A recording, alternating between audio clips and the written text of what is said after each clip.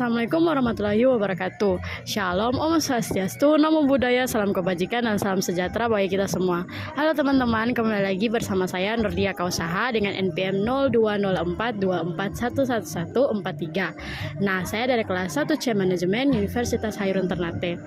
Nah, kali ini saya lagi berada di Danau Ngade, guys. Dan saya akan memberikan sedikit materi tentang catatan laporan keuangan. Langsung aja kita ke materinya.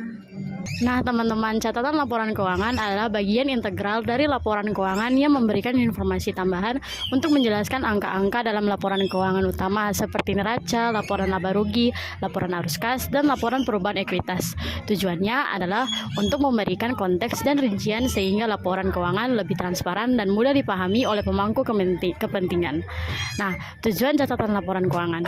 Catatan laporan keuangan bertujuan untuk menyediakan informasi tambahan, memberikan detail dan penjelasan terkait angka-angka yang tercantum dalam laporan utama, meningkatkan transparansi, memastikan pengguna laporan memahami dasar penyusunan laporan, memenuhi standar akuntansi, menyediakan informasi yang diwajibkan oleh standar akuntansi seperti PSAK atau IFRS, mendukung keputusan, memberikan informasi yang relevan bagi pemegang saham, investor, kreditor, dan pihak terkait lainnya. Nah, fungsi catatan laporan keuangan yaitu mengurangi metode akuntansi yang digunakan seperti metode penyusutan, pengakuan pendapatan, dan metode penilaian persediaan. Nah, penyajian rincian memberikan detail tentang angka-angka tertentu, misalnya rincian piutang usaha, persediaan atau utang. Pengungkapan risiko, menginformasikan risiko yang dihadapi perusahaan seperti risiko kredit atau risiko nilai tukar. Komunikasi informasi non-keuangan, menjelaskan informasi penting yang tidak dapat direpresentasikan dalam bentuk angka seperti litigasi atau komitmen kontrak. Nah, prinsip dalam penyusunan catatan laporan keuangan. Yang pertama ada relevansi. Informasi yang disajikan harus relevan bagi pengambil keputusan.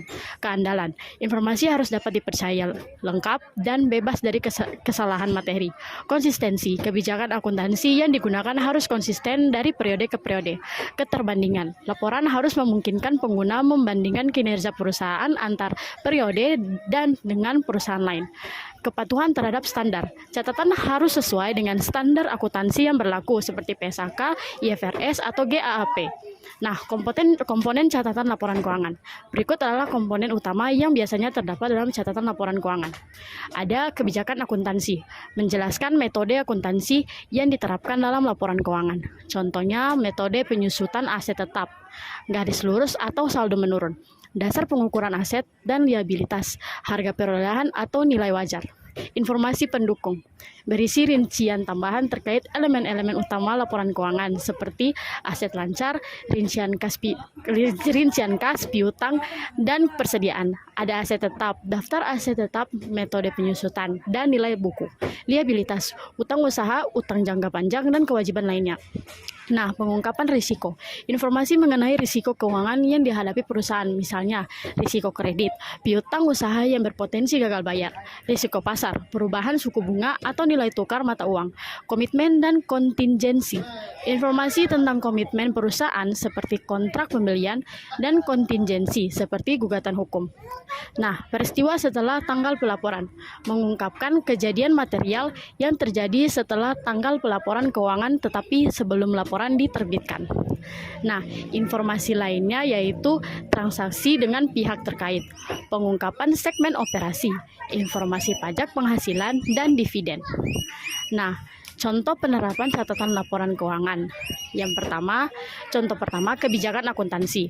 Perusahaan menggunakan metode penyusutan garis lurus untuk menghitung penyusutan aset tetap. Contoh kedua, rincian utang.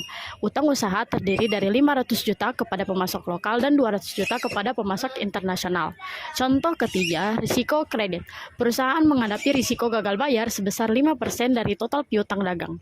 Nah, yang ketujuh, pentingnya catatan laporan keuangan. Memberikan kejelasan lebih dalam terhadap laporan keuangan, menjaga kepercayaan investor dengan meningkatkan transparansi, membantu auditor dan regulator dalam proses pemeriksaan dan penilaian. Nah, kita masuk ke kesimpulan.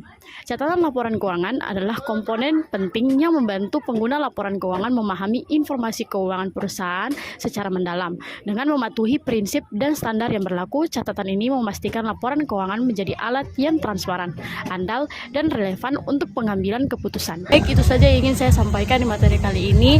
Jangan lupa like, comment, share, and subscribe. Bye-bye.